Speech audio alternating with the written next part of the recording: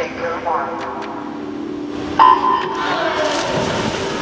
Picture it's now Thomas in first, Wyatt in second, Sullivan in Thomas has now taken the lead with a 27-8. Sullivan's dropped back.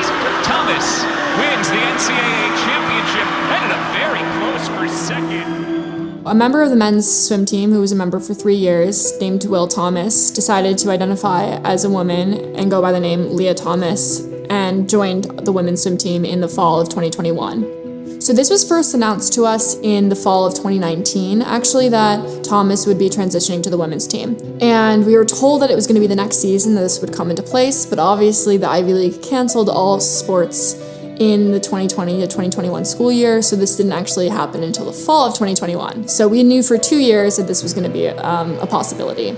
Initially, we were told that Thomas might be changing in a different locker room or be in the family locker room or change in a different space, but ultimately when the season did start in the fall of 2021, Thomas had a locker next to all the other girls and was part of the locker room, and we were forced to undress in front of Thomas 18 times per week. We have 9 practices a week.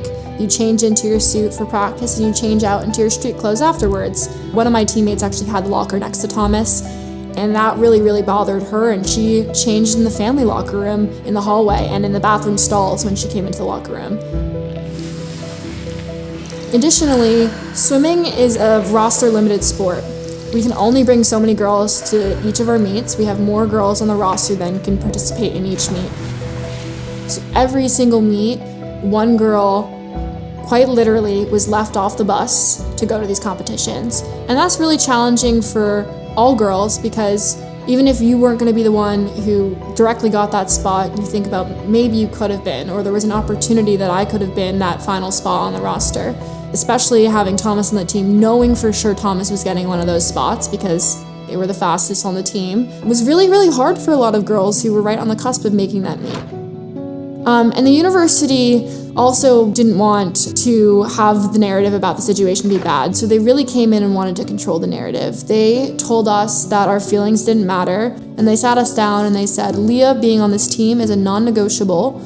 They told us that speaking against Leah being on the team will follow us for the rest of our lives. They told us that it will affect our opportunities to get a job, to be employed, to continue to be in good standing with individuals. They told us that we're going to be on the wrong side of history if we speak out against this. And additionally, they told us that they were here to help us be okay with the situation, and one of the services they provided was psychological counseling to subject girls to undress in situations that their instincts are telling them is unfair, and to gaslight them into believing that it is fair and that you're wrong and you're the one who needs help is so damaging.